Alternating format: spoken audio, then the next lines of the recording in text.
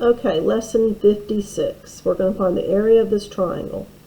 We know that area of a triangle is 1/2 base times height. I know the base is 124, so put that in the formula. And now I know I need to find my height. To find my height, I'm going to draw an altitude from the vertex down to the opposite side. That creates a right triangle, but this is going to be my height.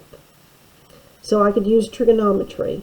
Using this 56-degree angle, that's opposite and that is hypotenuse. So the sine of 56 is h over 138. Multiply both sides by 138 and you get that h is 138 times the sine of 56. Take this and put it back in your formula. Don't put it in your calculator and put down some rounded answer. Now put all that directly in your calculator and round just at the end here. And you'll get this answer here. 7,093.25. And it'll be feet squared because it's area. Okay? So area of a trapezoid. Start with the formula. Area equals 1/2 base 1 plus base 2 times the height. Okay, so what do we have? We know the bases have to be the parallel side, so we got 7 and 9 for that. The height, we don't see it anywhere here. So I can create a height by drawing an altitude here, which also creates my right triangle that I need. And again, I can do this, call this h. The sine of this is opposite over hypotenuse. So again, h is going to be 7 times the sine of 42. And put that right here. And then put this whole thing in your calculator. And you get 37.47 feet squared. Okay. Now flip it over. And we're going to talk about finding the area of a sector. Now, this is saying it has a central angle of pi over 2. Which is 90 degrees. So I know that if it's a central angle of 90 degrees, then the sector would look like that, right? We know that a central angle and its arc are the same measurement, right? A radius is 6.2 kilometers. It says round the answer to 1 decimal place. So this is what we want to find. We find the area of this sector. So we know the area of a circle is pi r squared, but we don't want the whole circle. So we just use the fraction of the whole. The fraction of the whole is the angle, 90, over the whole circle in degrees, 360, times pi times r squared. Okay, then just throw that in your calculator, and you get 30.19. It said round it to 1 decimal place, so 2, and it's kilometers squared. Okay, this next one says the area of a segment. It says it's bounded by an arc of 100 degrees. Now, an arc of 100 degrees would be more than 90 and a little bit more, right?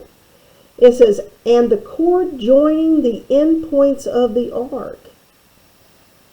So if you join the endpoints, this is called the segment. Now, we'll draw this back to the origin. Now I have a sector.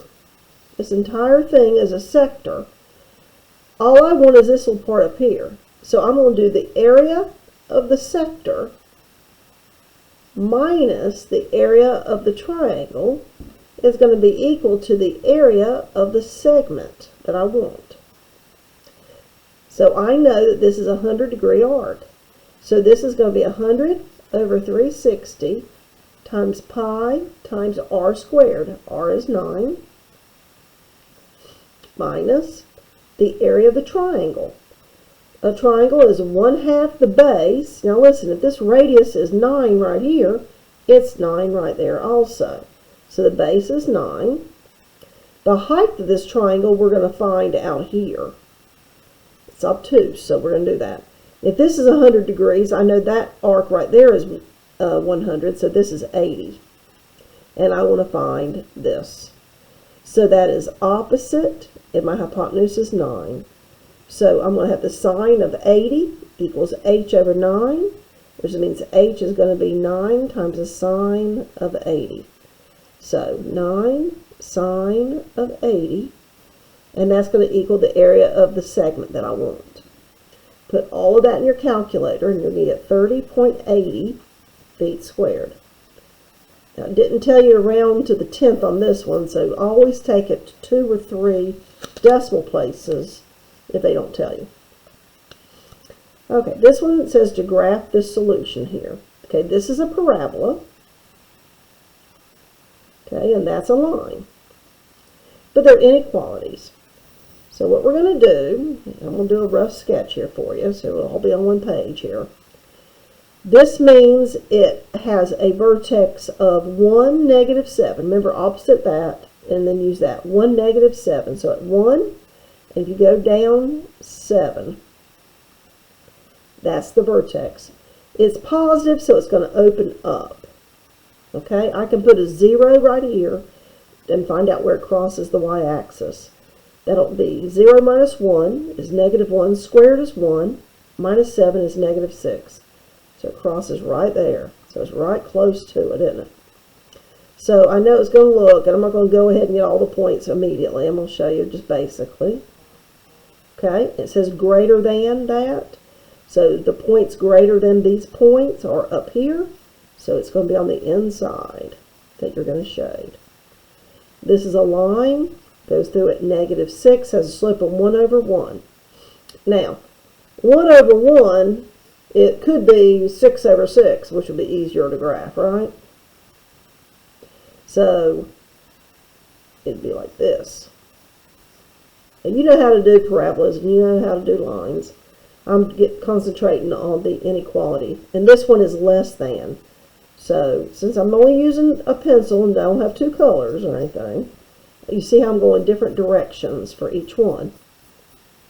Okay, so that means they are overlapping in this area right here, so I'll darken that some more.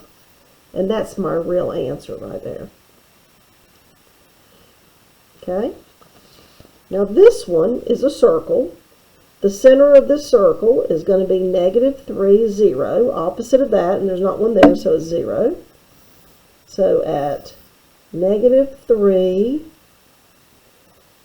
0, that's the center of the circle. And this radius is going to be 5. Take the square root of that. So 1, 2, 3, 4, 5. That's a point. 1, 2, 3, 4, 5. That's a point. Go up. 1, 2, 3, 4, 5. And 1, 2, 3, 4, 5. Okay, so I know you know how to graph circles. So that's just basic circle graphing. Now it says greater than or equal to it. So like this point right here, a point greater than that is up in here. Or here, it's up in here. So what that means is it's going to be on the outside. You're going to shade the outside of it.